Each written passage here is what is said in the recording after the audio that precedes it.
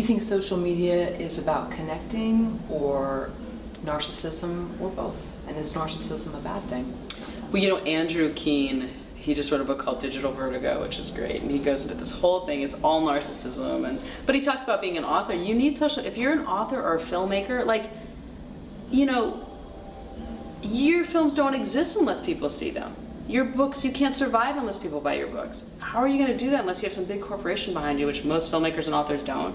You have to let people know what you're working on. So I hate that it's like the word you know, if you're an independent filmmaker, you must let people know what you're doing.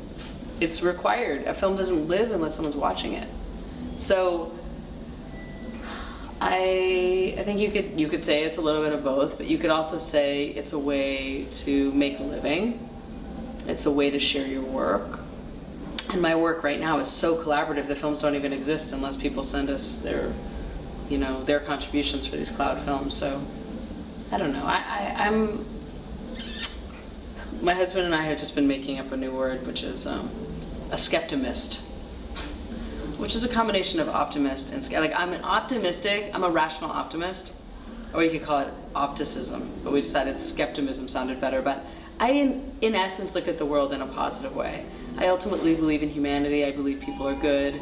I believe, you know, we have a lot of things pulling us, but ultimately good will win. We've had a lot of opportunities to blow ourselves up as a society, as a world, and we haven't. We, in essence, want a better world for our children. I think we're ultimately good, and there's, you know, there's not some great stuff that comes along the way, but ultimately, I believe in humanity. Well, I think Dr. Drew has talked about narcissism as being more prevalent now in the age of social media.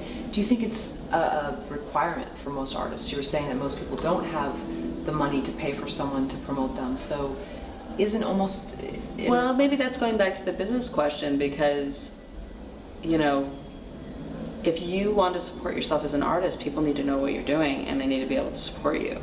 So you have to have a little, but to me I would call that a business sense.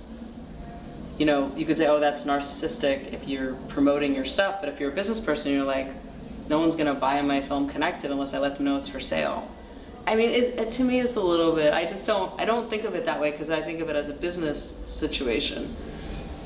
And I also think of it as a community situation. Like, people are psyched, you know, we have a new film coming out, our last film, we released it and people shared it all over, and it was so much fun. I mean, it's like we're offering something out to the world that we made with people from all over the world. So to me, it's a generous act, and it's not a, and then my films where I need to make money from it, I would love my investors to get their money back so they invest in more documentaries. So, you know,